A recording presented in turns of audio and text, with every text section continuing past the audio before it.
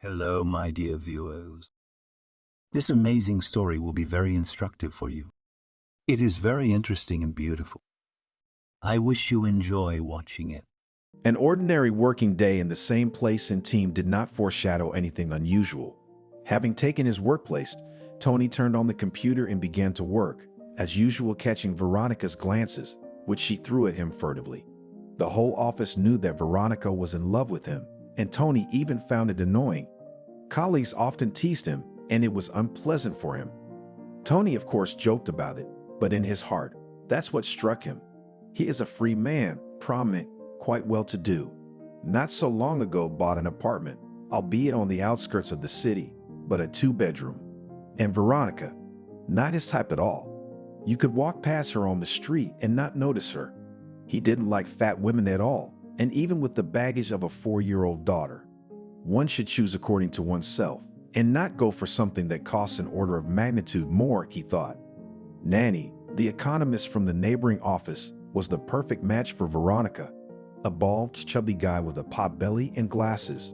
But even he doesn't pay attention to Veronica. Probably doesn't pick him out for himself either. There'd be fewer lonely people if everyone chose their soulmate of the same level. You going to lunch? Tony heard Harvey's voice working at the table next to him and looked at his watch. It was already lunchtime too. He stretched and rose from his chair. Let's go. They walked out of the office and rushed toward the elevator as suddenly. Tony even blinked a few times, thinking he was imagining it, but no, it was real. A girl he'd never seen before was walking towards them, but if he had, he wouldn't have been able to forget her. She looked like she had stepped off the cover of a glossy magazine. Her blonde, wavy hair fell over her naked, graceful shoulders, and the figure that was encased in the pink dress, the slim waist, the wide hips, the breasts. Tony thought she was between a size 2 and 3. Beautiful face, perfect makeup, manicure, that dress, thin stiletto sandals. Everything about her was perfect. Tony admired the girl, unable to take his eyes off her. In fact, he wasn't the only one. Other men present here, also as mesmerized, looked at this goddess. But the goddess, not noticing anyone, continued her way. She passed Tony and Harvey without even looking at them, and they turned around. "What a doll," said Harvey in a whisper, almost drooling. "What an ass."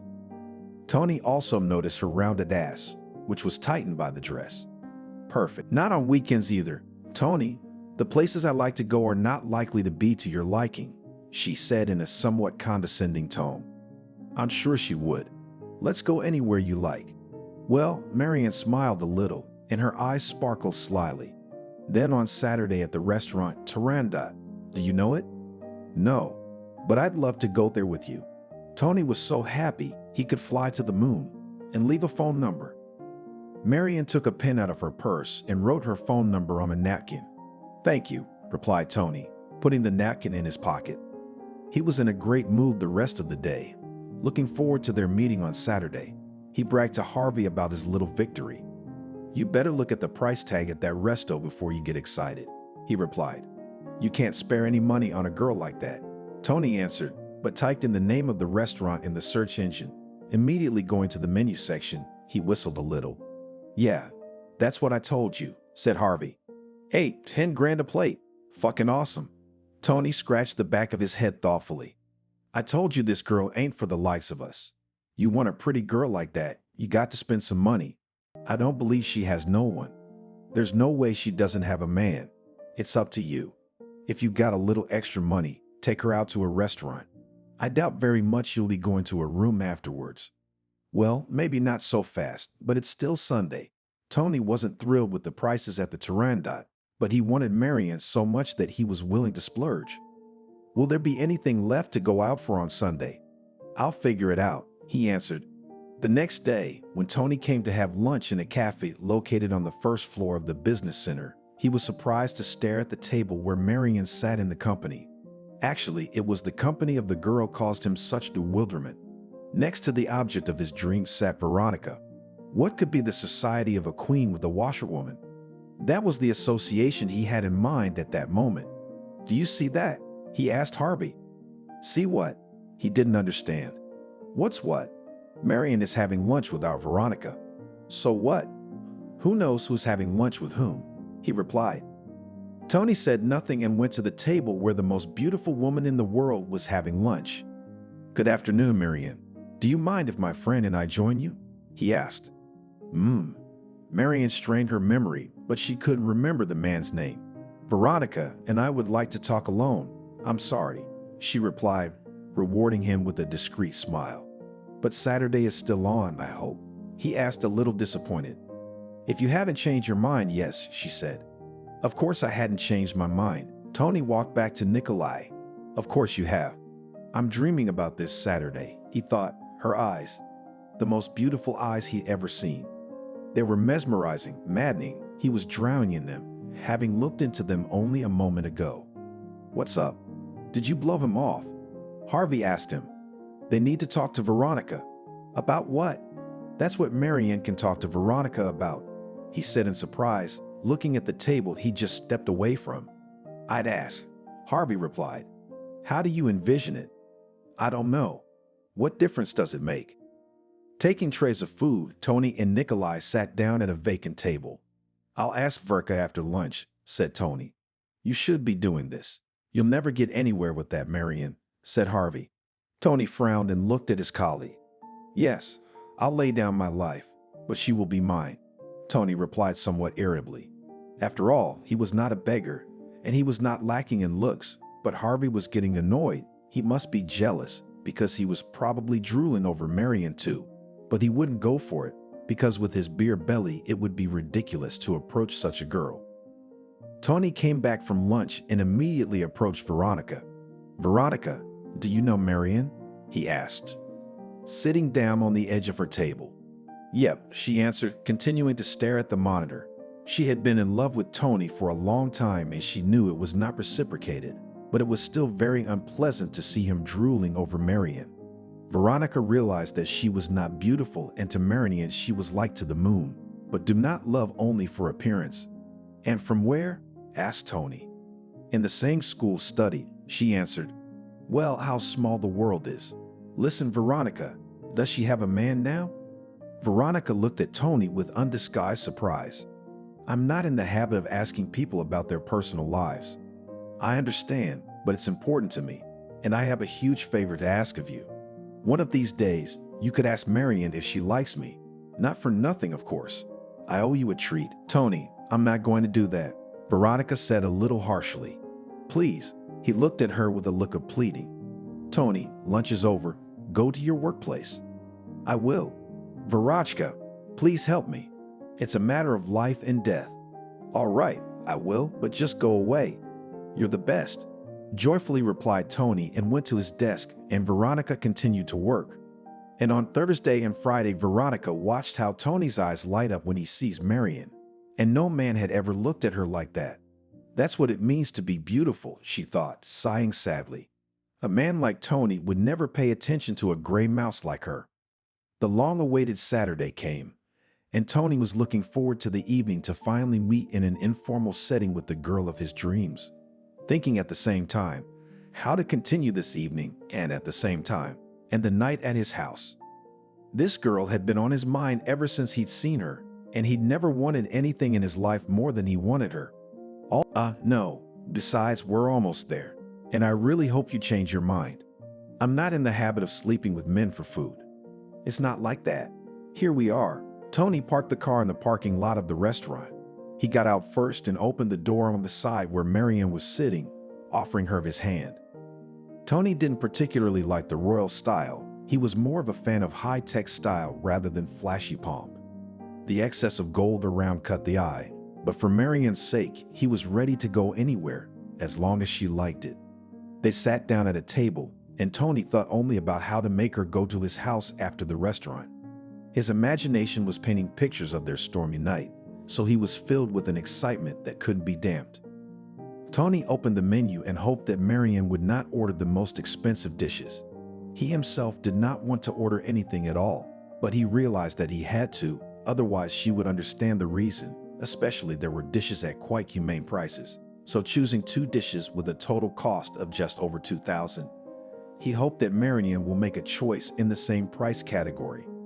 Have you made up your mind? he asked, not stopping to devour with his eyes her breasts, slightly protruding from the neckline. Yes, she replied, closing the menu. The waiter came up to them. I would like black cod, eggplant with foie gras and truffles, Thai rice with shrimp, vanilla mango cream and blackberries, and from the drinks, a martini royale. Tony swallowed nervously, estimating that it was 10,000 if not more. Modesty Marion is not distinguished by modesty, or it is on purpose so. But never mind, this girl is worth it. He immediately thought and voiced his modest choice. Do you come here often? He asked as the waiter left to take their order. I go to different places every weekend. This restaurant is one of my favorites, she replied. How else do you like to spend your time? Very different. What about you? I don't have anyone to hang out with, so I don't go out much. What are your plans for tomorrow? I don't know yet. What do you want to propose? I want to suggest that we meet again, because otherwise I'll suffer all day without you, he said. I'll think about it, indulgently replied Marion. Tony did not like this answer, but he only smiled, continuing to admire her. After all, he still will not rest until this girl will not be his, and he is accustomed to achieve what he wants.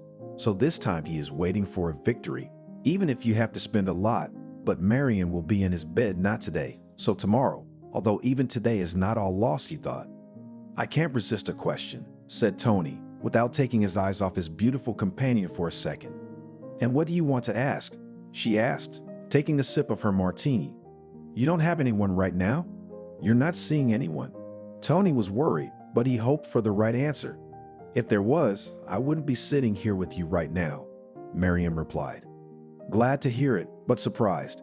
How is this possible? After all, you must have 1 million fans at least. Well, and they are enough. I wouldn't date just anyone. Would you date me? Tony could not stand it. Marion smiled broadly. Isn't it too early to ask? I don't know you at all yet, just like you don't know me. What I know is enough for me. Well, and me to know time will hopefully be enough, because I am ready to pay attention to you every day. You only need my looks.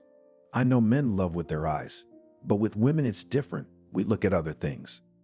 And what things do you look at? He asked. A man should be reliable, that with it, as behind a stone wall, that could solve my problems. Well, also honesty, purposefulness, loyalty, generosity. All this is difficult to find in one person, and I'm not used to change, answered Marion. And I'm just like that. With a smile on his lips boasted Tony. In words, everyone is like that, especially when they want to get into bed, but in fact it turns out that it is not. It's impossible not to want someone like you. I'm sorry to be so blunt, but it's normal. Can I ask why your last relationship ended? So many questions the first time we met. You're so nosy, a little flirtatiously replied Marion. I have serious plans for you. Marion, I'm just crazy about you. I will not humor. I want everything at once, but ready to wait and fulfill all your whims. Well, it still needs to be checked and not so fast everything and immediately. Why are you single? What's wrong with your ex-girlfriend? Or you to her? We quarreled a lot, couldn't come to an understanding. What was it exactly? I wasn't ready to marry her and have kids. Maybe I want to marry and have children. Then said Marion, are you ready even tomorrow? Replied Tony, and the girl laughed a little. How many times she heard something like that and on the fingers cannot count. I mean it, said Tony. I'm sure you are. I answered your question. What was your ex's mistake? There was too much of him, and a man should have his own space. I'm not someone's property or a dog that has to sit at his feet all the time. Then there's the jealousy. I can't stand that. Relationships without trust are impossible, and it's not my fault that men pay attention to me. That's how it is. I like confident men who don't stoop to jealousy. I see. I agree with you. Jealousy is a silly thing, and freedom should be allowed. They finished their dinner and Tony asked for the bill. The waiter left, and he looked at Marion and timidly put his hand over hers. Is this really the end of it? He asked in a whisper. That's all for today, the girl replied, gently removing her hand. I'm incredibly sorry. Have pity on me. I won't be able to sleep. You count sheep and go to sleep. It won't help. Will I see you tomorrow? He asked with hope in his voice. We could. For a long time I wanted to jump with a parachute, but I could not make up my mind. Now I'm ready. Will you join me?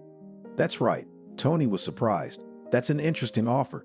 Come on, what time should I pick you up? I think 12 o'clock would be fine.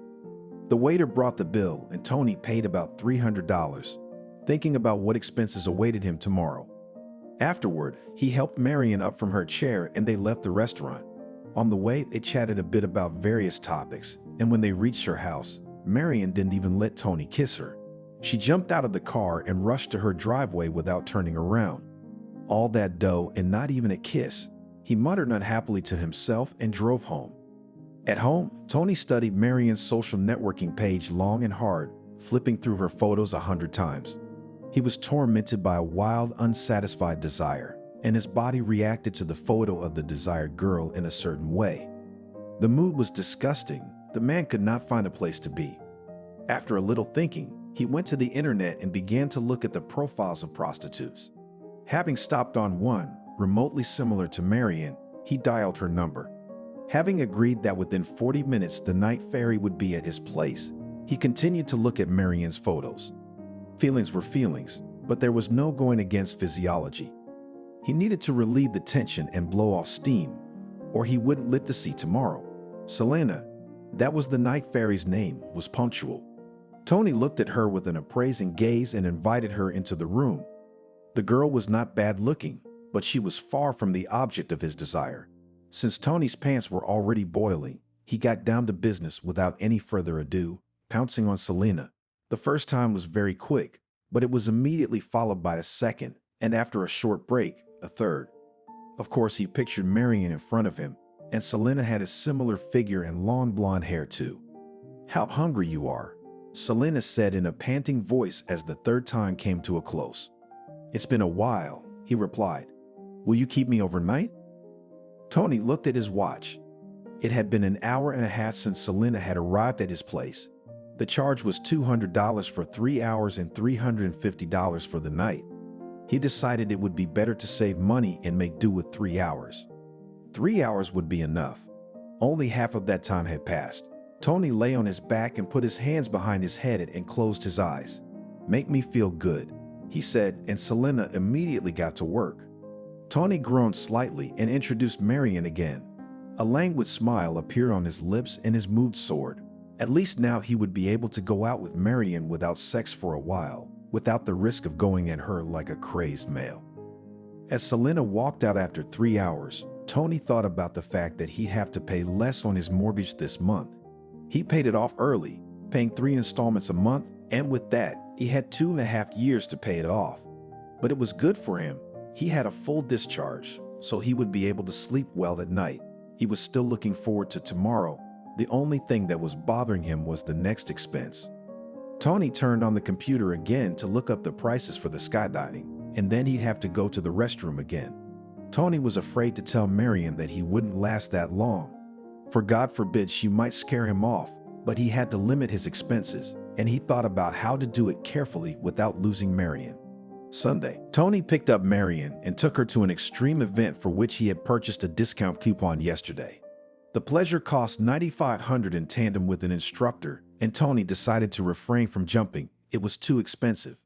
Noticing Marion, Tony immediately got out of the car and opened the door for her. The girl was no less beautiful in her sports clothes than in her evening gown. "As always, you look divine," said Tony. "I try," she replied with a smile. "Aren't you scared? You haven't changed your mind?" "No, I'm mentally and physically ready." "Then let's go." Tony got behind the wheel and drove off. "After the jump, we can go for a little walk. We're going to the countryside. There's a forest and a lake," he said. "Good. We can go for a short while, and then, afterward, wherever you want to go. I'm all yours for the day. We can grab a bite to eat and catch a movie." "Whatever you say," Tony said. "Where do you want to eat?" He really hoped that this time not to such an expensive place. Marion shrugged her shoulders. "It's up to you," she replied, and Tony exhaled in relief. He looked at cafes near where they were going and found a good and budget option. That's where he decided to take Marion after their event. Marion got out of the car and looked up at the sky with a smile where parachutes were floating. Awesome, she pronounced and looked at Tony. Shall we go? Let's go, he said. The instructor came toward them and soon Marion was sitting in the airplane. You're losing a lot, she said to Tony, because he had already voiced that he himself will not jump. I do not want to, especially in a tandem.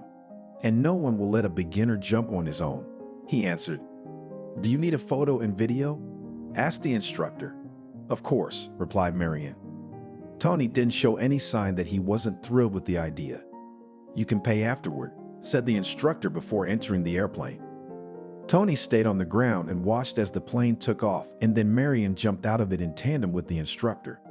The whole event took very little time, and soon the girl was walking towards him, smiling wholeheartedly. This is just fantastic, she said. Incredibly cool. She began to fix her disheveled hair. I'm glad you like it, Tony said. I'm going to go change.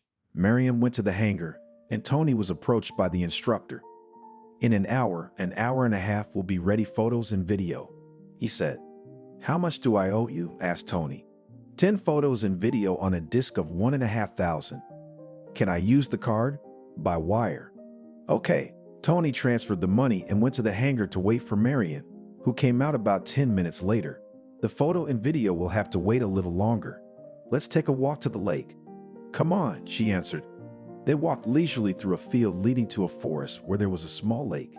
Tony gently took Marion's hand, hoping that she would let him at least walk with her like this. And to his delight, she didn't pull her hand out. I found a cozy place nearby where we can have lunch after the walk, he said. That's great. Did they have ice cream? I'm really craving some. I think so, but if not, we'll find it later. See, I'm ready to fulfill your every desire. He stopped and turned the girl around to face him. Don't you deserve even a kiss so far? He asked, looking hopefully into the eyes of the object of his dreams. We've known each other for a day and a half. I can't do that right away, she answered, pretending to be a little embarrassed. How much time do you need? He asked, trying to hide his disappointment. Just a kiss. He's already spent so much dough on her, and she can't even kiss him. Don't rush me, Tony. I like you, but we need to get to know each other, not all at once. I'm not used to it, and I don't want to. Then marry me and we'll get to know each other. You're quick, come right out. She laughed a little. Do you have a place to live? Yes, I have a 2-bedroom. So I have an apartment, I have a car, I earn a decent income, and I'm ready to start a family. I'll take that into account. Marion carefully took her hand out of his hand and reached for the sun, closed her eyes and directed her face to its gentle rays. That's good. Let's talk about something else, because you're talking about one thing at a time, she added. That's because I can't think about anything but you. I can neither sleep nor eat. I suffer, he answered. How much? She asked flirtatiously. Very much. Are you serious about marriage? Quite. I'm ready to take you to the registry office right now. No, not now, she said. Let's go to the lake. They went forward again, and Tony's chest was once again aflame. No girl had the same effect on him as Marion. After admiring the lake for a while, they went back and, taking the photo and the disc with the video, drove to the cafe. There Tony left 2,500, having fed Marion with delicious ice cream.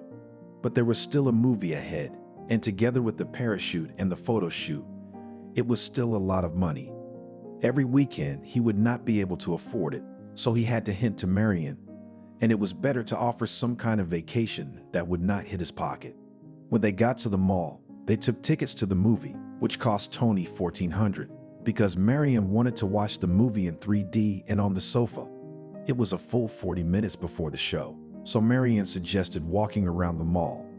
Wow, she exclaimed, looking at the display of small handbags. I've wanted one of those for a long time, she said. Seeing the price tag of $12,000, Tony swallowed convulsively. This is definitely too much, or she's just trying to divorce him. Like kissing and sex, so it's early, and such gifts to beg, so nothing normal. When's your birthday? He asked.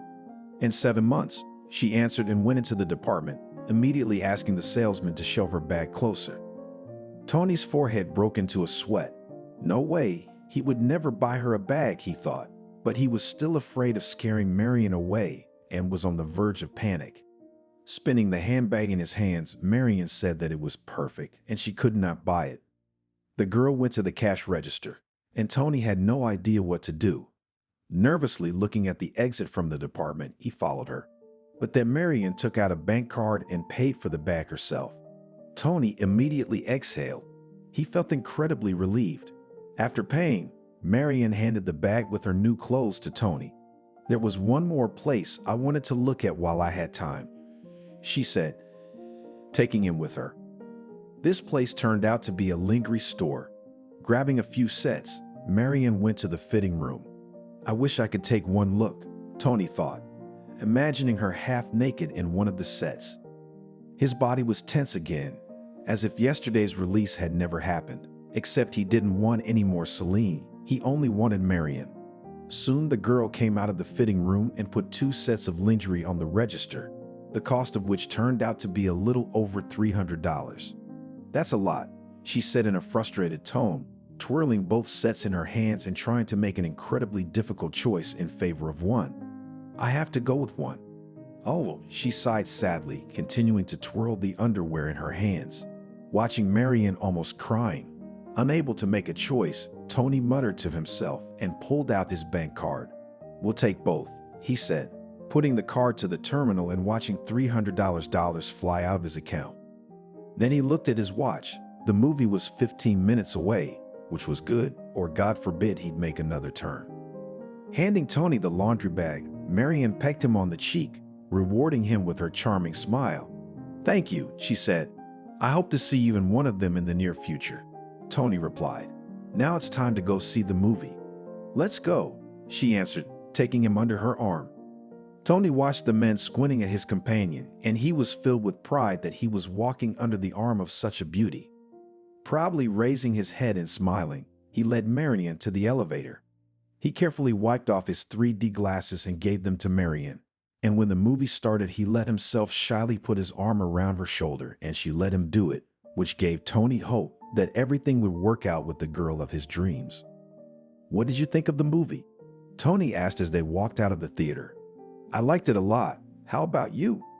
"It was okay. I liked it," he said. "Shall we have coffee?" "Sure." There were many small cafes on the 3rd floor, in one of which they had coffee and cakes, and after Tony drove Marion home, before the girl left his car, he got bolder and kissed her himself before she could realize it. "I'm crazy about you," he whispered after that brief kiss. "Why don't you come to my place?" "Tony, don't rush me," she said seriously. Marion responded to his kiss, but pulled Tony away from her as his hands crawled to her breasts. "If I survive, you have no idea what's happening to me right now," he replied, leaning back in his seat.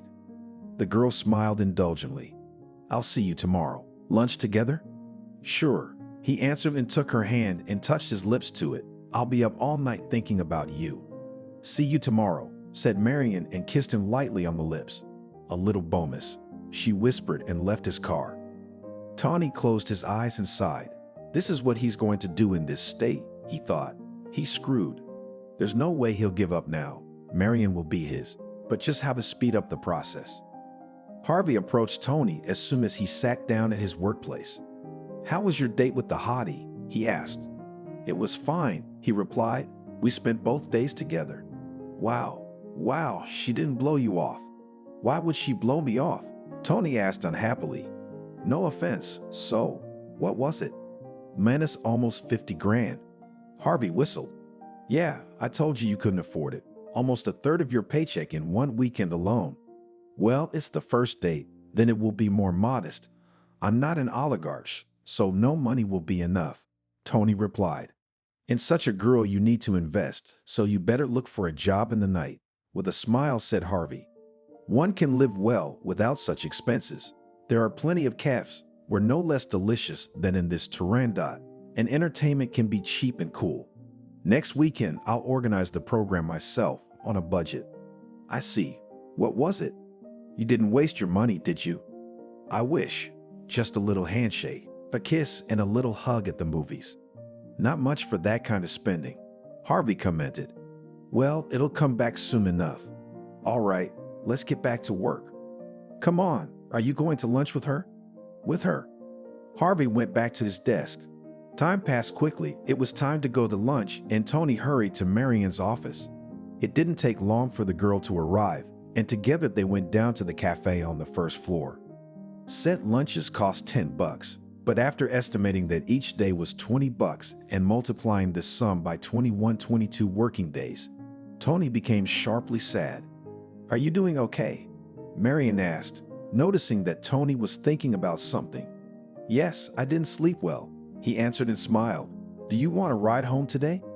"That'd be nice. Bring you to work in the morning would be nice too," Marian replied, giving him her snow-white smile. "I'd love to. Why don't you move in with me? I'll drive you every day," he said. "Maybe," the girl replied in a mysterious tone. "When?" Tony asked immediately. "I don't know yet. Time will tell." "You sure you want me dead?" he said. "You're just rushing things. It's just that I'm crazy about you, and you're making fun of me." "No, I'm not. Relationships should be gradual, not all at once. I want to get to know you better. I'm afraid of making another mistake. I'll tell you everything about me, and I'd do anything for you. You won't make a mistake." "Marian, I'm very serious. I'm not kidding." Marian again smiled broadly and touched his hand. "Then be patient and don't rush me," she said.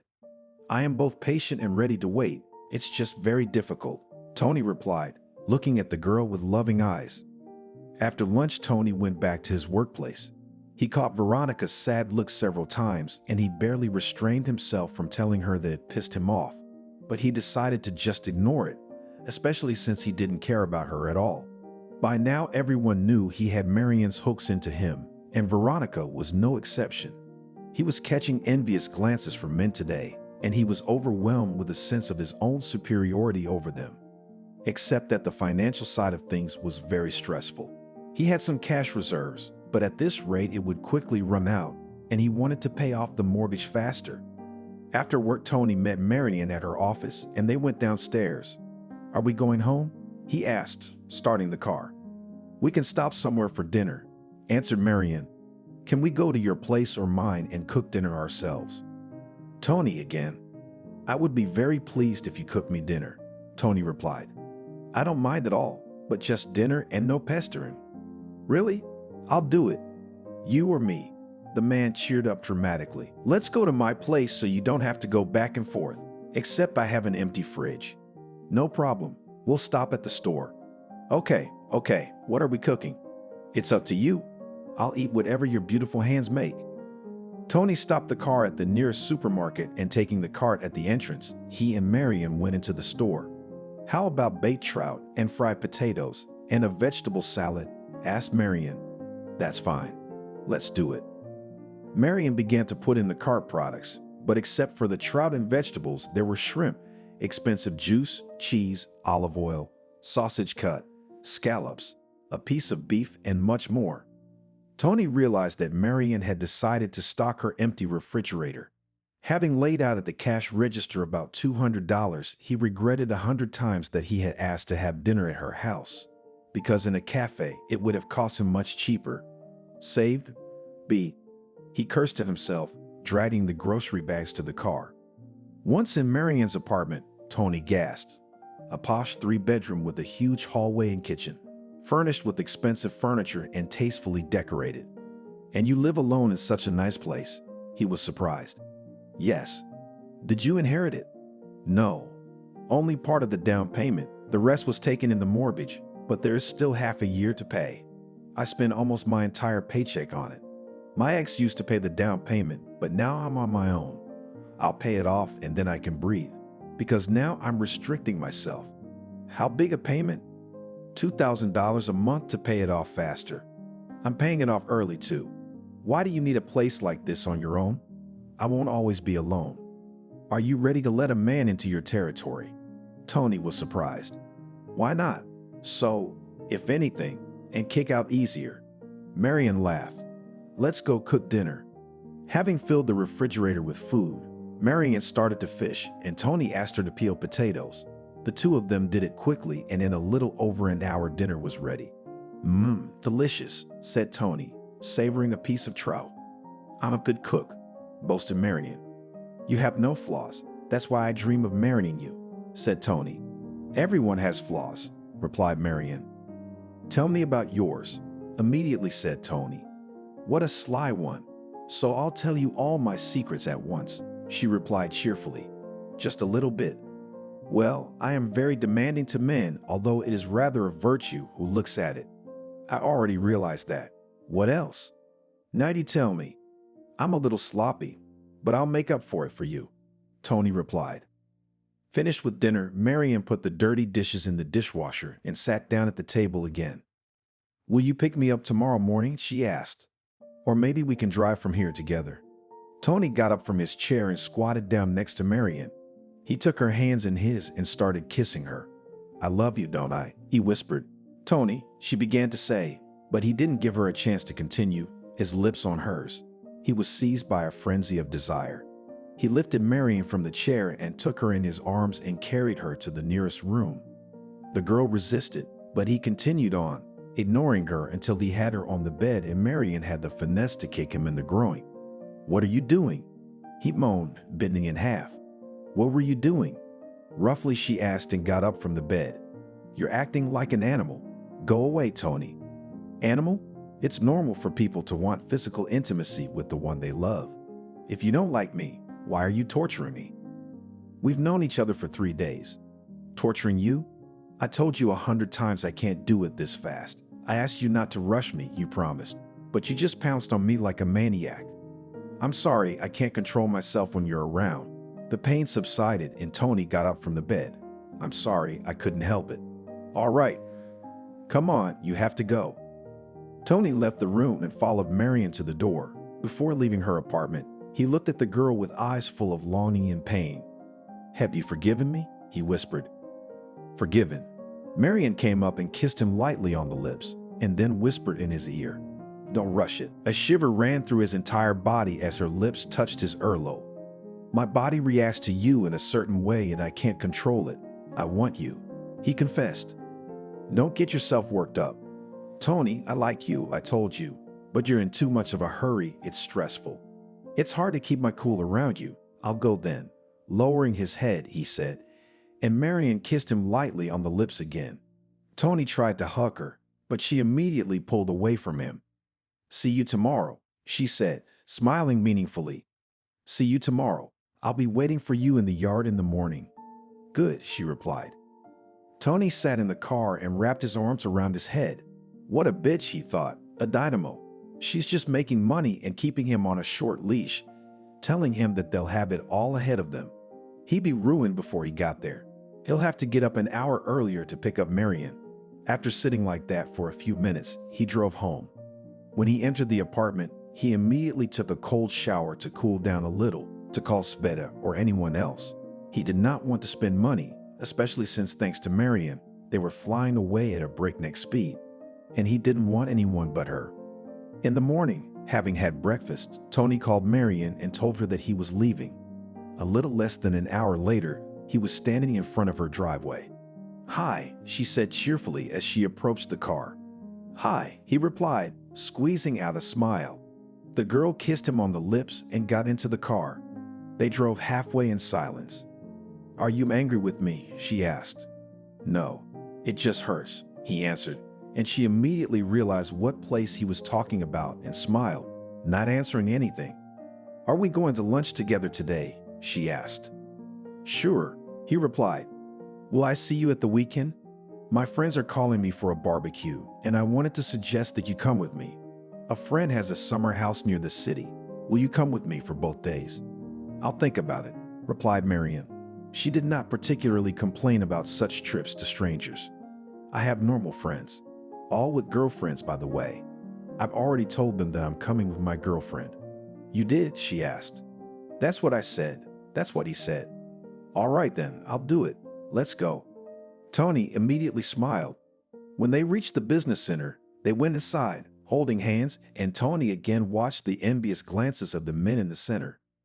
Once they reached the right floor, they said their goodbyes until lunch and dispersed to their offices. On Wednesday, Marion said she was meeting a friend in the evening, so Tony didn't need to drive her home. The man was tense at first, thinking whether it was with a friend But when he saw that after finishing work, Marion was met by a girl in a Volvo, he immediately relaxed. Before getting into the car, Marion kissed him on the cheek. "See you tomorrow," she said, rewarding Tony with her charming smile. "See you tomorrow," he replied, escorting her with his gaze until her friend's car disappeared around the corner. "Is this your new one?" asked Alexandra, Marion's best friend, when they drove away from the business center. "So, another sucker," she answered and laughed. "That sucker drools on you so normally," she said. "Oh yes, he could use a bib." "How long have you been playing?" "Not long. At first I thought he might be normal, but he's not. He's got one thing on his mind. It's funny to see his face change every time he spends money on me, and he spends it on his own initiative," answered Marion. "Poor guy," with a smile said her friend. "Well, would say, as it is, there is not so much dough. I cannot pull such expenses," and he is silent, gritting his teeth and paying for everything, anticipating how to fuck me, thinking that I am obviously sold. "So why are you wasting your time with him? I wonder when he'll run out. I'm not gonna sleep with him." "You're having fun," Alexandra replied with a smile. "A little. How are you doing?" "I'm good. The usual. There is interesting news." The girl smiled enigmatically. "We're here. Let's sit down at a table and I'll tell you about it." Alexandra parked at a small restaurant, and getting out of the car, the friends entered it, sitting down at a table, which they had reserved in advance. "Billy is coming for good in a week," said Alexandra, and from Marion's lips immediately fell a smile. "I'm not interested," she answered dryly, taking the menu in her hands. "That's not all. He's divorced," her friend continued. Wow, it happens." "Oh, come on. Can't you see why?" "I don't want to understand, and I don't care about his life." "Don't lie to me. He's already rented an office here and he's hiring. So he left his beautiful life in Florida and came home. And you didn't believe he was getting a divorce." "I still don't. Let's not talk about him." "I mean, he'll be here soon. Just wait." Marion looked at her friend and smiled haughtily. "Why did you bring him up? You only spoiled my mood," she said. "You dreamed not so long ago that he divorced, and now it happened, and you are not happy," Alexandra answered. "It's been over a year. I've been rethinking a lot of things." "Fallen out of love?" "Marion, but you are just made for each other." "But he could not leak his wife then." "He would if he really loved me. That's it." Marion wrinkled her nose and waved her hand. "Change the record." "It's up to you, of course. He was asking about you." "Alexa, I realize he's your husband's best friend and all, but don't make excuses for him." "I'm not. And you knew that Billy was married when you two got involved. He was gonna get a divorce when he found out Sima was seriously ill. How do you leave a sick person? And now that she's healthy, I guess he decided to do it. Good for him. But the train's gone. You know how many tears I shed for him. I'm not going to cry over any man ever again. Never again. But with all sorts of suckers you waste time and on the money they put down." Alexandra shook her head disapprovingly. "Fools should be taught. And they put themselves down themselves. Don't give Billy my phone number and tell him where I work. I don't want to see him. He'll find you without me, especially if he knows where you live." A waiter approached the girls, interrupting their conversation. "Ready to order?" he asked. "I'll have the crab, lamb salad, lavender raspberry creme fraiche, orange juice, and berry tea," said Marion. "I'll have the same, but instead of lamb salad, I'll have sturgeon." Alexandra made her order and turned to her friend again. "How do you work at the new place? Why do you need it at all?" "I wanted to. Normal work like everyone else," replied Marion, understanding where the friend is going. "And the money that Billy sends you, did not you spend?" "No, I haven't even looked at that bill. When he gets here, he can have it all.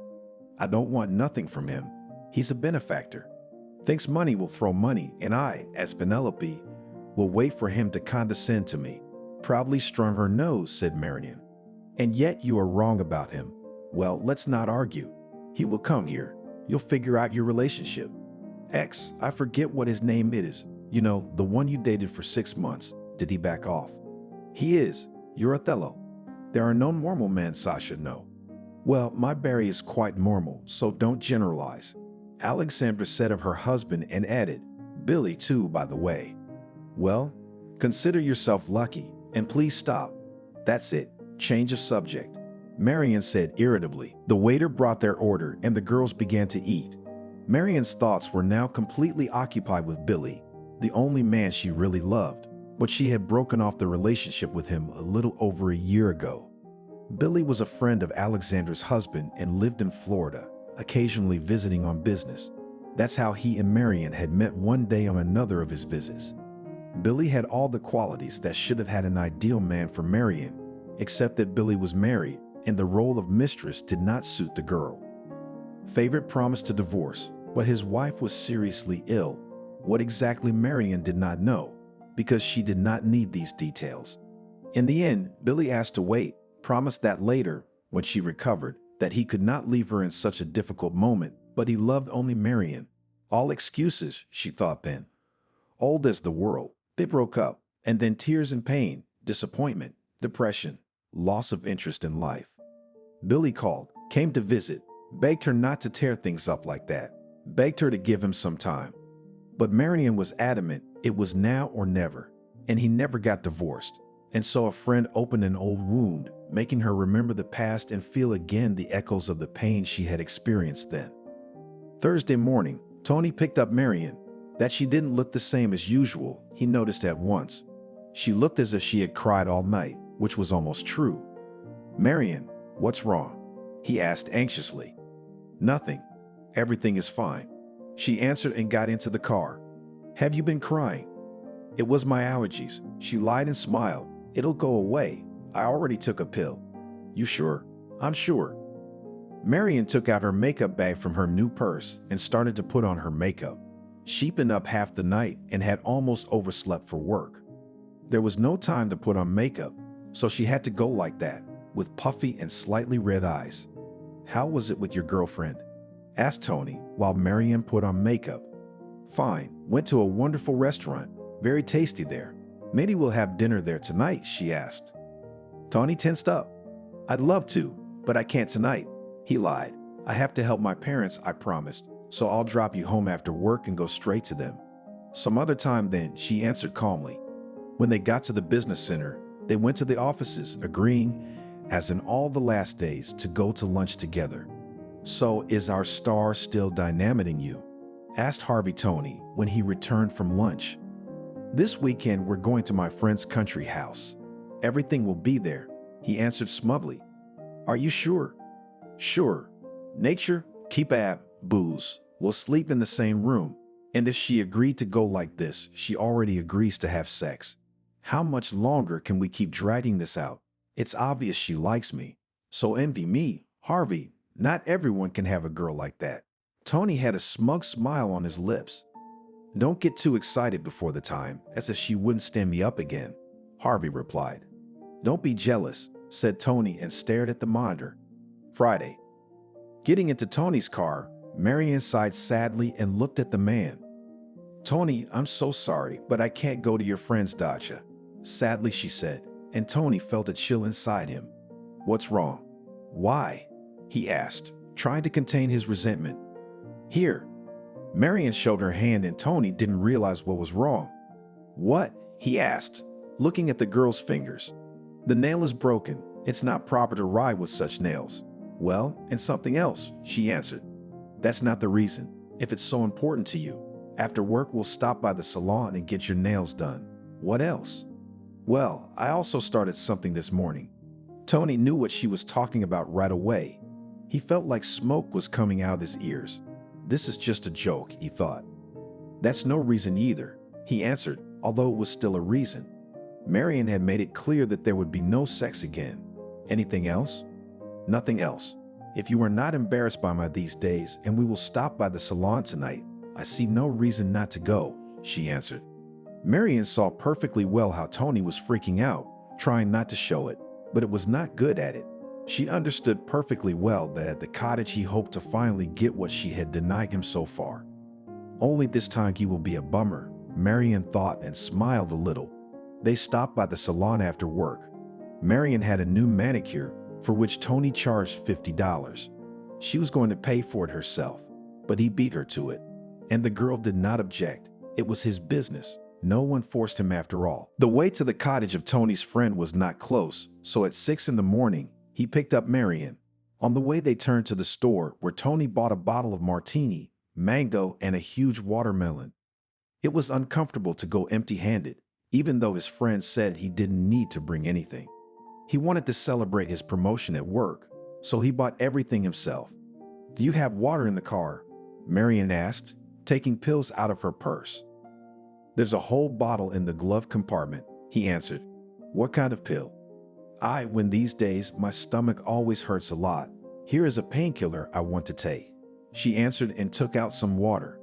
Tony still hoped that no matter what days they had, it would happen tonight. Especially he didn't care if it was these days or not. It didn't matter at all. All week he'd been thinking only about intimacy with Marion, anticipating how this weekend he finally get to her body. Marion, on the other hand, was always thinking about Billy. The memories were haunting her, and she couldn't imagine how she could face him again and resist if he started to pursue her. No, she wouldn't give up right away. How much she'd suffered for him, how much she'd cried. Let him suffer too. Tell him she's getting married. Thinking about it, Marion looked at Tony. To him, the poor guy was already exhausted. She even felt sorry for Tony for a moment. Only he's an asshole, and he's certainly no match for her. All she could think about was one thing. What kind of husband is he? He's not. All he thinks about is what's in his pants and the expense account. There's nothing to compare him to Billy night and day. "What's on your mind?" Tony asked her, interrupting her thoughts. "Nothing much," replied Marion, looking out the window. "The weather is nice today." "Yes, it's lucky," agreed Tony, continuing to think about how to get to her at night. Once at his friend's cottage, Tony noticed with what amazement all the men present there, staring at his companion. After introducing Marion to his friends and her friends to him, he escorted her into the house, to the room they had been given for the night. Marion said she wanted to lie down for a while. She was tired from the road, and her stomach was still a little sore. "Can't you take another pill?" asked Tony. "I can't take too many. I'll lie down for an hour and it will be fine," she said. "All right then, get some rest. I'm going to go help and I'll be back in an hour." Tony left the room and went down to his friends. "Is this really your girlfriend?" asked one of them as Tony approached. "Yes, why are you so surprised?" he asked in a slightly arrogant tone. "She looks like the cover of a magazine. A model? Where'd you find one of those?" "That's a lot of questions. What's the difference?" "Well, Tony, that's a surprise," said the other friend. "Not a girl. A dream. You keep your voice down or your friend will hear about dreams." A third friend laughed. "Where are your girls?" asked Tony and looked around. "They're in the closed kitchen sorting out the food. They'll be here in a minute." Chatting with his friends, Tony lost track of time, and when he looked at his watch, he realized that it had been 2 hours, not an hour. "I'm going to go see how Marion is doing," he said and went into the house. Marion was sound asleep with her pillow in her arms when Tony came into the room. There was still plenty of time before the feast, so he decided that he should not wake her now, let her sleep. Closing the door, he turned back to his friends. "Tired? We left early.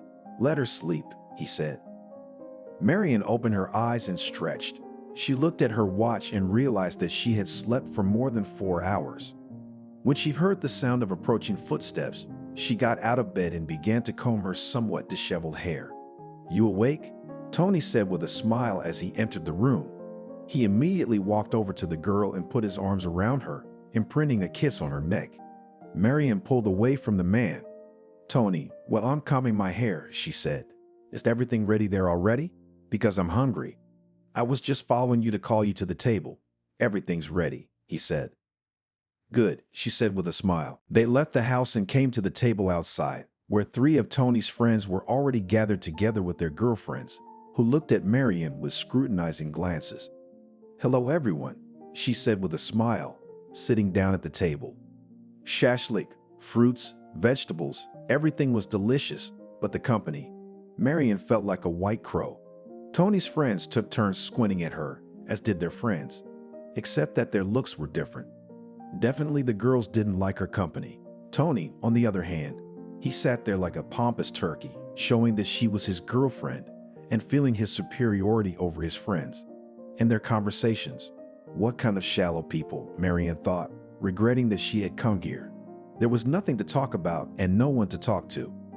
Tony noticed that Marian was bored and offered her a walk, and she agreed. After a few laps around the garden, they came back after a couple of hours and were told that the bathhouse was about to be heated. "I'm not going," she said to Tony. "Why not?" he asked. "We'll go separately, you and the girls." "It's those days," she said. "Ah," he blurted it out. He'd forgotten all about it. "Well, I'll go quickly." Marian sat down on the garden swing and took her phone out of her purse. While everyone was in the bath, she opened an old folder that she had never been able to delete and began to look at the photos from when she and Billy had been together. There's no one like him anymore, she thought, and smiled sadly. "Are we going to sleep in the same room?" Marian asked surprised when she was about to go to bed and Tony showed up on the doorstep. "Well, yes," he answered and began to take off his pants. "Well then, you sleep on the couch." She nodded toward the small couch against the wall.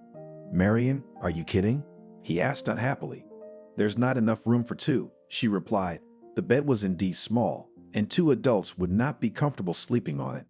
"It's fine." He settled down next to her and immediately, taking her in his arms, began to kiss her, but when he felt resistance on her part, he pulled away, making a disgruntled grimace. "You smell like beer. I can't stand that odor." Wrinkling her beautiful nose, said Marian. "And you forgot again that I have these days," she added and turned her back to Tony.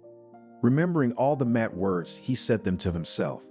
Grabbing a pillow, Tony abruptly got out of bed and went to sleep on the couch. Patience was at an end, and he could hardly resist taking it by force. "Why did you come here with me then?" he muttered. "To spend time in nature," she answered. "And I told you I'm having these days and probably shouldn't go, but you didn't see it as a problem. And now you're freaking out because there's no sex." "Tony, you and I are not going to work out with that attitude," she sighed. "We're gonna make it work." "I'm sorry I didn't hold back again and sleep well," he said, startled by her words. "I just love you so much." "Good night, Tony," Marian said and yawned defiantly. Tony did not have a good night. His whole body was aching and his head was full of thoughts. He began to think that Marian was getting off the hook, and he was thinking hard about what to do to prevent her from bumping him off. He got up at 6 in the morning and drove to the nearest place that sold flowers. After buying a bouquet for $200, he went back and waited until Marian woke up to give her the flowers and beg forgiveness for his behavior yesterday. Tony didn't leave the room, waiting for Marian to wake up. As soon as she opened her eyes, he immediately walked over to her and handed her a bouquet of pink roses. "Thank you," she replied, accepting the flowers. "They're beautiful. I should put them somewhere." She looked around for a vase. "I'm sorry I jumped on you again yesterday," Tony said and leaned in to kiss her, but Marian buried her nose in the flowers, inhaling their scent. "How they smell," she said with a smile. "So have you forgiven me?" asked Tony. "I'll forgive you if you don't behave like that again, and I'd like to go home after breakfast." Tony looked at the girl in surprise. "I was thinking of going after lunch," he said. "Well then, call me a cab." "I want to leave early," she answered calmly. "Are you in a hurry, or do you hate it here so much?" "I don't know what to do for another half a day. I want to go home." "All right then, we'll go after breakfast then," he said, a little disappointed. "Is breakfast ready yet?" "I don't know." Tony shrugged his shoulders. "I'll have a look and find the vase in the meantime." Tony left the room and Marian flopped down on the bed again, putting the bouquet beside her. It amused her to see Tony going out of his way to get to her body, even confessing his love. Thinking about it, she grinned. Funny fool, there's no love here, not even close. Time to end this conversation, she thought, and got up from the bed. "Didn't your princess like it here?" asked one of Tony's friends when he informed them that they were leaving after breakfast. "She's not feeling well and it's a long way to go. She has to go to work tomorrow," Tony replied. "You know, I was watching you two last night, and you're not a couple at all. No offense," said the other friend. Tony pompous and looked at his friend. "Why is that?" he asked. "Dear girl," replied the other one. "That's right." One of the girls joined the conversation. "Her sneakers alone cost probably half my salary, and her tracksuit is not cheap." As long as I can remember, Tony, you've always had simple girls, and this one's a bimbo. And she's too pretty. You'll be jealous all the time. One of your friends added. We're fine. What about breakfast? Tony waved me off. It's ready. Call your pretty lady. If she eats an omelet with sausage. Tony followed Marianne, and soon everyone was sitting at the table, watching whether Marianne would eat such a simple breakfast. Tony, can I make an omelet without sausage? Asked the girl, rewarding everyone with her charming smile. Sure, right away. Tony jumped up from his seat and went to the refrigerator. What else are you having? Just an omelet and tea and cake. Marianne looked at the cottage cheese pie, the aroma of which filled the entire small kitchen in the house. After breakfast, Tony and his companion were escorted to the car, and then the whole company began to discuss Marianne, and all inclined to the fact that she is not suitable for Tony. And what do you plan to do the rest of the day? Asked Tony Marianne while they drove home. So on the house need to do something and just lie down, a movie or something to watch, she answered. Why don't we lay together? Tony's voice broke out. Again, Marianne almost laughed. Just lie down together and watch a movie, and I'll help you around the house. I want to rest alone for a while. I need some privacy sometimes. I see. Tony frowned. I'll pick you up tomorrow then. Okay, are you going to the cafe tomorrow night? What cafe? Tony was surprised. Well, it was Veronica's birthday yesterday. She invited me over on Friday. As far as I know, all of you will be there, and she invited me too. Tony shrugged. Nobody said anything to me. She's probably upset with me, so she didn't invite me. Tony replied and grinned. Veronica has been in love with me for a long time, he added. Have you two been dating? Asked Marianne. No. You what? She's not my type at all. It's never possible for me and Veronica to have a relationship. He said that like she was a lipper, noted Marianne, because Tony said it all in such a tone, as if he Quasimodo matchmaker. Marianne, to be honest, you know her, it's understandable. You probably talked to her, but I'm judging purely from a man's point of view. Veronica is completely uninteresting. She doesn't look after herself, and she has a child.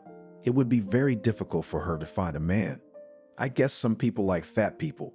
She should look for the right man in general. Well, you're wrong about not keeping track. She's always got her hair, makeup, manicure, and neatly dressed. She's not fat. She's a little overweight, but she's pretty. I don't really understand about the man in question. Do you think you are too good for Veronica? Asked Marianne, realizing that that's exactly what this peacock thinks. I am interested in only one girl, and all the others I do not care.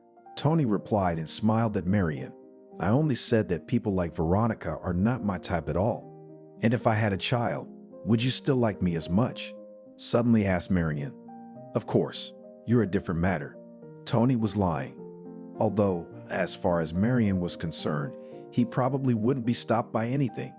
He hadn't considered such options for himself, but he'd give up a lot for a woman like that. Tony returned home in a bad mood. After some thought, he called Selena and invited her to his place for a couple hours. He just needed a release, and he got it. And next weekend, he would finally get to Marianne as well. No more playing cat and mouse. No more of these days would get in the way. And it's time to set the record straight. He'd never spent as much time running after a girl as he had with her, and certainly never spent as much money on any girl as he had on this one. Monday. Tony came to pick up Marianne as usual, and together they made their way to work. Once in the office, the first thing Tony did was walk over to Veronica. Happy past, he said, sitting down on the edge of her desk. Thank you, she replied. I hear everyone's going to the cafe today to celebrate your birthday, and you didn't invite me. Did you? She asked and looked at Tony. I thought I told everyone on Friday. Maybe you weren't in your office. Maybe I was, so can I join you? Sure, I invited the whole team. Veronica, did Mariana say anything about me? No, we're not close friends. Right, that's a shame. He sighed heavily and went to his desk, where Harvey came over. Hey, he said. Hi, Harvey. Tony knew he was going to start asking him about the weekend. Tell me about it. Everything is fine, Tony replied with a smile. Is it finally happening? Harvey wondered. It's done, Tony lied. Well, Congratulations. So you two are really together? Of course we are. I didn't believe it till the last minute. I told you she'd be mine, Tony said smugly. Can you afford it from here? If you're smart about everything, you can cut costs, so it's fine. You'll be at our wedding. Is it that serious? Where are you planning it? I don't know yet, but I don't think it's far off. Tony imagined his and Marian's wedding, and the thought came to his mind whether to buy a ring and propose to her. She'd know he was really serious, and if she said no, why would she? I'm sure he will. On Saturday, he would invite her to a restaurant, buy flowers and propose, and then take her to his place and keep her up all night, proving how much he loved her. Before going to the cafe, Marian asked Tony to turn to the flower store. Let's buy her 5 roses, Tony suggested. Veronica did not want to spend it all, especially since he had already given $200 for a gift just today and collected the money to give to the birthday girl in the evening. I like this one, said Marian, looking at the bouquet for $100. Marian, if all employees give such gifts, so you can go broke, replied he. But how she will like it, I'll take it myself. Marian took the bouquet out of the vase and went to the cash register. Tony only sighed, but did not offer to pay for the bouquet himself. And what is the gift in the bag? He asked. In the morning, Marian left the house with it, and then left it in Tony's car. A set of cosmetics with Dead Sea salts. Expensive, I suppose? Asked Tony. I have a friend who drives. She and her husband have stores around the city, but it costs me very reasonable. In general, the cosmetics are elite and worth their money. What do you give? We're splurging. An envelope of money will be handed over, he answered, thinking about the fact that Veronica will not help any elite cosmetics and why she needs it. And also, he did not understand why Marian gives such an expensive gift to just an acquaintance. He used to give his ex-girlfriends a birthday gift for a maximum of $200, and this together with flowers. That's how Marian squanders money, and then she doesn't have enough for herself. Tony sighed heavily and took 5 of the cheapest roses because it was inconvenient to go without flowers. The party was in the middle of the party when the slope dance Marian invited Tony's colleague, which he immediately rewarded with a sizzling look. All the dance, Tony did not take his eyes off the dancing couple, nervously rubbing his napkin in his hands. He remembered that Marian didn't like being jealous, but he couldn't help it. The other man was touching her with his hands, and it was driving him crazy. As soon as the next slow song played, he immediately dragged Marian to dance until someone else intercepted. After the cafe, we always go home, he asked. Of course, and get up early again tomorrow, she said. I hope to spend the weekend together. Not this weekend. I took Friday off. I want to go to Chicago for 3 days. I have a friend who lives there, and on Saturday, it's her birthday. Marian replied, and Tony's face changed dramatically. 25 again. Always something. Don't you want to take me with you? He asked wistfully, thinking about the fact that in these seas she will not let the local men pass. I didn't think about it, replied Marian, amazed at Tony's persistence. She was sure that he was about to get away from her, but he was not going to give up. Would you go with me? Sure, I'd love to, he said. They'd be sure to have everything happen there, and none of these days would get in the way. All right then, let's do it, she answered and smiled, still amazed at Tony. That evening, Tony started looking for tickets. Wanting and needing, that was putting it mildly. He looked up the cost of business class tickets and his eyes almost popped out of his forehead. No, it was too much. But how would Marian feel if he bought economy? Should he not fly? No, we have to go. You can't let her go alone. Tony gutted the last of his stash of money and asked his parents to send him $3,000 to borrow. With $1,500, he had tickets for 2 to Chicago and back. He had never flown business class himself, but he was sure that Marian had flown only that way. Having bought the tickets, he immediately called the girl to let her know. How much do I owe you? Asked Marian, barely restraining laughter when Tony proudly announced that he had purchased seats in business class. You're insulting me, he replied. All this is a small thing. The main thing is that we will be together and you will be comfortable. Tony, I insist. The pleasure is not cheap, she said. You don't have to give me anything back. If I'm in love, there's nothing I wouldn't do for the one I love. and I hope that in Chicago you'll finally warm up to me. Tony decided that he would buy a ring and propose to Marion there. Marion felt sorry for Tony at this point, considering she was about to explain to him that there would be no relationship between them. Even though he was a sucker, she didn't want to leave him pantsless. He wasn't going to slow down, so she didn't want to drag out the conversation about the impossibility of a relationship between them. She'd tell him right after she got back from Chicago. On Thursday, after Tony drove Marion home, he went straight to the jewelry store. He didn't know much about jewelry, but he imagined that diamonds cost a lot of money. In the end, he spent almost all his money on tickets and a ring, but the man decided that this was the last installment, which would certainly justify itself. There was still money left for spending in and a bouquet of flowers, not much, but it should be enough, Tony thought. Now Marion would definitely not go anywhere from him. The flight was not tiring, and at the airport they were waiting for a car, which was sent for them by Marion's friend. "Is your friend an oligarch?" asked Tony as they pulled away from the airport. "Her parents are," answered the latter. "They have several restaurants and cafes, as well as a huge pastry shop." There were no oligarchs in Tony's entourage, and he suddenly felt uncomfortable, imagining what kind of company would gather at this party. "And what do your parents work?" he asked. They have never talked to Marion about her family. "My father is also in business, and my mother is a psychologist. We've been fighting for over a year." Marion did not want to tell him in detail about her family and their relationship. The girl's father was a very wealthy man, but it was not easy with him. Tired of his dictatorship, Marion flipped out and left home.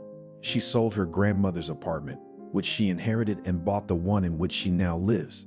That's when she met Billy, who was also a very poor man and fully provided for her. But Marion then wanted to prove to the whole world that she herself is worth something, especially not for nothing she studied at the university. Being still in a relationship with Billy, she got a job, and now, working in the office next door to Tony, she held the position of head of the department with a salary of $5,000 and was quite able to provide for herself and pay the mortgage. Billy, on the other hand, continued to send her money every month into an account that Marion hadn't used in a long time. Billy never counted the money, continuing to help her despite the fact that they had broken up. In fact, he was very different from all those slobbering spitfires like Tony. Billy valued Marion as a person, and he didn't just care about her expenses, and he wasn't obsessed with sex alone. "I see, and my common people live in Eagle," replied Tony, realizing why this girl is used to a beautiful life. "This is a house," said Tony, darting his eyes when they drove into the territory, surrounded by a high brick fence. There were girls in swimsuits, music playing loudly, and vases of fruit and drinks on the small round tables by the pool. As soon as they got out of the car, a girl with long brown hair came up to them with a smile on her face. She immediately gave Marion a hug. "Hi, darling. It's so good to see you," she said, and then looked at Tony in surprise. "Alice," she introduced herself. "Tony, nice to meet you," Tony mumbled, trying not to stare at the girl's breasts, which were barely covered by her bikini top. Of course, Marion was the best, but her friend was very good too, and there were plenty of beauties here. "You can put your things on the second floor in the corner room. And come on in," said Alice. While they were walking to the house, Marion hugged a few more beauties and men. "Do you know them all?" asked Tony. "Sure," replied Marion. "Why are you so tense?" "I didn't expect it to be like this," answered Tony. "So it's like this?" asked Marion, knowing exactly what he meant. "Well, that everything is so cool and there will be so many people," answered Tony. "It's always like that here. Relax and rest," replied Marion. They went into the house and Tony, looking around, realized that he would never make money on such a thing. Surely Marion's parents have no worse. That girl was used to luxury, and with his salary of 150 grand, he couldn't afford anything less. But on the other hand, she had invited him here, so he had every chance to expect reciprocity, especially since many women liked him, and money was not the only thing that made him happy. They went up to the second floor and entered one of the rooms. Marion immediately took out a swimsuit and went to change in the bathroom, thoughtfully locked the door. Tony changed his clothes right in the room so that when she came out of the bathroom, he was already ready. "Are we going to sleep here tonight?" he asked, devouring Marion with his eyes. She wore a netted summer tunic over her swimsuit, through which her half-naked body was clearly visible. I don't know. Alice will tell me later, she answered. Are we going to have fun? Let's go. Tony approached Marion and tried to hug and kiss her, but she immediately went to the door, not letting him do it. They're waiting for us. Come quickly, she said and smiled. Tony followed her, not taking his eyes off her slender body. His body was beginning to react to the girl in a certain way, and he tried to distract himself from thoughts of her. Otherwise, he would get into a very awkward position, considering that he was wearing only swimming trunks. But Tony had brought a towel with him and decided to wrap himself in it to hide his violent reaction to Marion. It was certainly very cool and fun, but only about privacy with Marion in such a crowd of people was out of the question. But Tony still relaxed, enjoying the expensive drinks and appetizers, as well as music and entertainment. The people gathered were cheerful and positive, so he had a good time, hoping that at night his dreams would finally come true. But these expectations were not fulfilled either. Despite the fact that the house was large, it was not easy to accommodate such a large number of people. A separate room was out of the question, and he was sent to sleep on the first floor, where he shared a room with two men, and Marion with Alice and two other girls went to sleep on the second floor. Where did you find such a frame? Asked Marion Alice as they settled in for the night. At work, in the neighboring office works. Runs after me in the hope of putting me in bed, answered Marion. He's pushing with all his might, but he's spending in full confidence that he can buy me. It is obvious that not from our circle, but with inflated self-esteem, said Alice. It's fun to watch him. Don't you feel sorry for him? Sometimes I do. He's completely brain dead from wanting to fuck me. He's a small-minded fellow. He's already blabbed at work that we had a thing, but soon he'll be laughed at for his imagination. So send him in. He's not drooling for nothing. I'll talk to him when I get back. He asked to come here with me, and I decided to give him a chance to rest, so to speak, as a compensation for unjustified hopes and expenses. I wonder about men like that. Here eyes are there, you see who is in front of you and climb or rather rut like tanks, thinking that he, a horse like that, can something to burn out with a girl like you. It's ridiculous. You have to choose for yourself and not try to do things that mere mortals can't do. Well, he doesn't see himself that way. Macho. Not everyone can give an objective assessment of himself. My friend works in the same office with him. She's in love with him. Very nice woman, a little overweight and with a child, but not scary at all. And a good person. You should hear how he talked about her. He thinks he's way above her. How is he superior? In my opinion, he is not worthy of her. Marion said before going to bed. Oh, girls, there are plenty of stooges like that, said their mutual acquaintance Anna. They see a pretty girl and immediately flow from all places. Quit these fun, Marion, or he'll turn out to be a psycho. He'll do something that won't be tolerated. Like at Dash's, remember, a couple of years ago, one such sucker slit his wrists. The girls all crinkled up. Yeah, God forbid. That's really sick, answered Marion. I'll talk to him as soon as we get back. And with Billy never saw again, suddenly asked Alice, and Marion immediately changed in the face. No, Sasha said that he is divorced and moving to Washington, but I don't want to see him, she said. That's great news. Why don't you make up? You two were such a great couple, Alice asked. We were.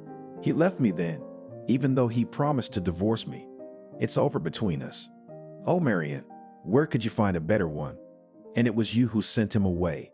Your last one was jealous. This one was nothing. And Billy is a real man. I'll tell you a secret. A lot of people envied you, even me. Alice sighed dreamily. Only he's married. I'm surprised that his leech finally got off and gave her a divorce.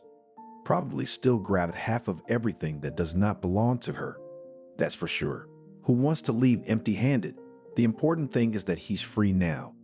Well, since you don't need him anymore, I guess I'll take him. Alice looked slyly at her friend and laughed when she threw a pillow at her. I'll do it for you. Marion replied and threw a second pillow at her friend.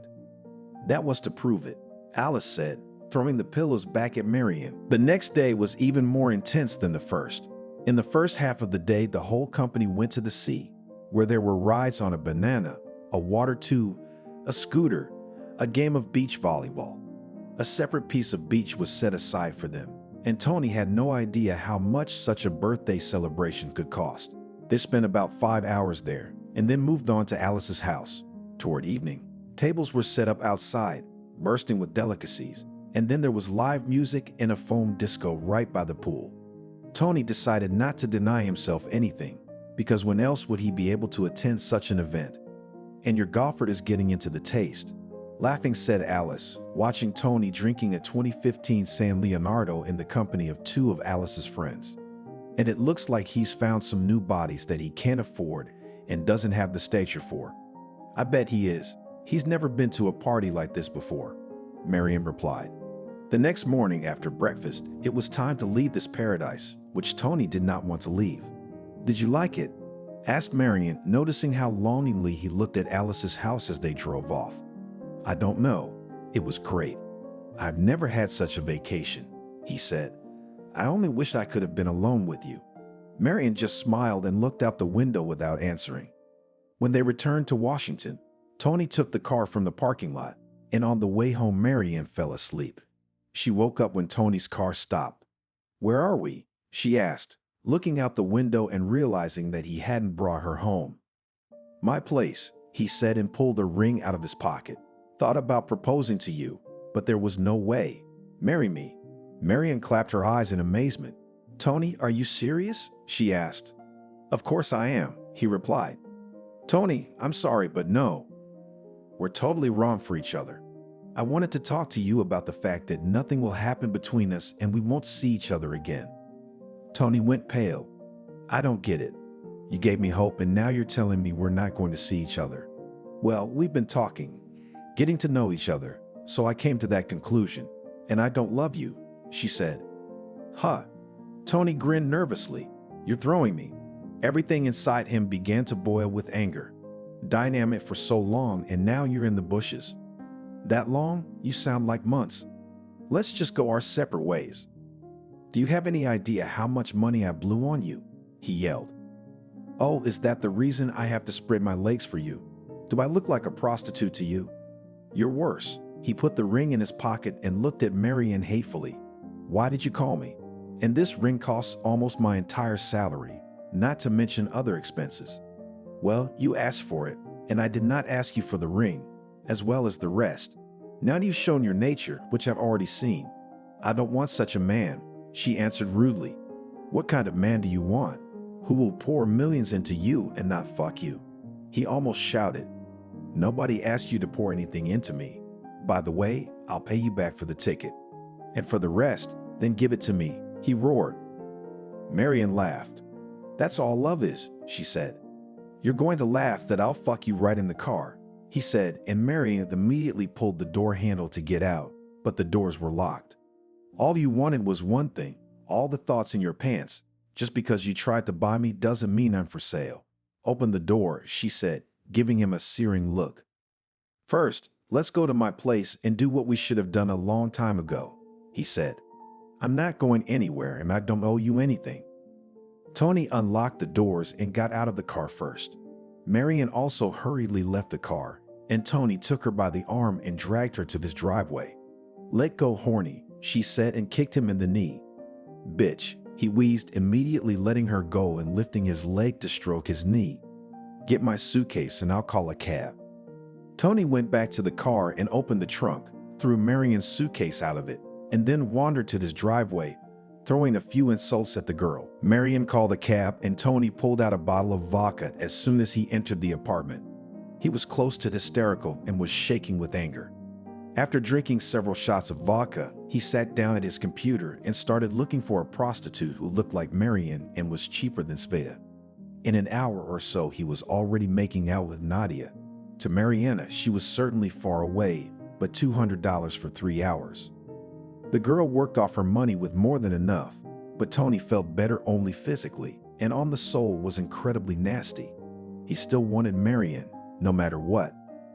Marian got out of the cab, and Billy came out of the black Range Rover parked outside her driveway, holding a huge basket of flowers. Marian froze in place, looking at the man, and he hurried toward her. "Hi," he said with a smile, handing her the flowers. "I missed you so much." Marian definitely turned away. "Hi, why did you come?" she asked, trying to cope with the excitement that overwhelmed her at this moment. "To finally marry the woman I love," he answered. It was beyond her strength to resist, and Marian tearfully threw herself on his neck, and Billy immediately hugged her tightly, kissing her neck. Monday. Tony came to work in a nasty mood. He'd shouted Harvey down as soon as he'd opened his mouth to ask how the weekend had gone. He hadn't seen Marian since morning or lunchtime. She must have taken some more time off, he thought, and picked up his phone. He twirled it around in his hands, wondering what to write to her, but he couldn't find the words. Putting the phone aside, Tony tried to concentrate on his work, but he kept seeing her in her bikini and the mesh tunic she'd been wearing the day they'd arrived in Chicago. Tuesday. Tony had just parked outside the business center when he saw Marian step out of the black Range Rover that had just pulled up. But what caught his attention more was the man who opened the car door for her and gave her his hand. He looked to be a little over 30 years old and very presentable. It was clear that he was a rich man. Tony did not hide from the way Marian looked at this macho man. She had never looked at him like that. The man hugged her with one hand and lightly kissed her on the lips, and then she went to the entrance to the business center. The girl was glowing and seemed to light up everything around her with her beauty and charming smile. Tony immediately followed her and barely managed to jump in the elevator, in which, to his joy, except for Marian, there was no one. "Who is it?" Tony asked, drilling her with a stern look. "The one who will beat your face in if you bother me," she answered dryly. "You found a richer fool." "Nothing. He'll find out what a dynamo you are. He'll run away at once." With a sneer, he said. "Tony, calm down. Be a man and accept my rejection with dignity. I don't have any respect for you." "When will you get the money back?" he asked. "I changed my mind after all the time I wasted on you, and you turned out to be worse than I thought." The elevator doors opened. "Get out," said Marian to Tony, who was blocking her way to the elevator exit. "Are you serious with him?" Tony was mad with jealousy and had no idea what to do, no idea what he was saying. Marian stepped out of the elevator and stopped, looking at Tony pityingly. "More than that, he's a real man. I love him, and we're getting married soon. And of course I didn't ditch him. Tony, find someone on the same level as you. And don't cry. I'll pay you back for the ticket and the underwear." Without waiting for an answer, Marian went to her office, and Tony looked after her for a while. His eyes suddenly twitched nervously and his hands trembled. This is it, he thought. There was nothing more he could do, and this woman would never be with him. His dreams of her remained dreams. 3 months later, Marian married Billy and quit her job, working there only 2 weeks after she returned. She now helps her husband with the business, making 4 times as much as Tony. And she paid him back the money for her ticket to Chicago and her underwear. Tony still gave the ring back to the store, although it took a lot of nerve, because jewelry cannot be returned. He has already found a new job and in a couple of days will leave this business center, because after his unsuccessful affair with Marian, there were some bad rumors about him. Veronica was still fond of Tony, despite the fact that Marian had said some unpleasant things about him. However, Veronica did not refuse to socialize with other men, and soon she was to meet one of the employees of Billy's firm.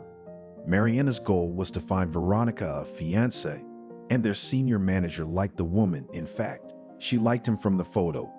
Veronica realized that Tony would never look in her direction, but life must be arranged. At the new place of work, Tony immediately paid attention to Elizabeth. Slender, long-legged brown girl, by type reminiscent of Marian, stood out against the background of the other female employees of the office. The girl agreed to have dinner with him in a cafe, which he himself had chosen. And this time he would be lucky, he thought, anticipating the upcoming stormy night in the arms of the beauty. That's what happens when you don't choose for yourself and think with your head. Tony's image is not fiction, but is based on a very real person. Of course, I made some adjustments, but the essence remains unchanged. And besides Tony, there are enough people who divide others into levels, unable to objectively assess their own. All men like stunning beauties, but not everyone can get one.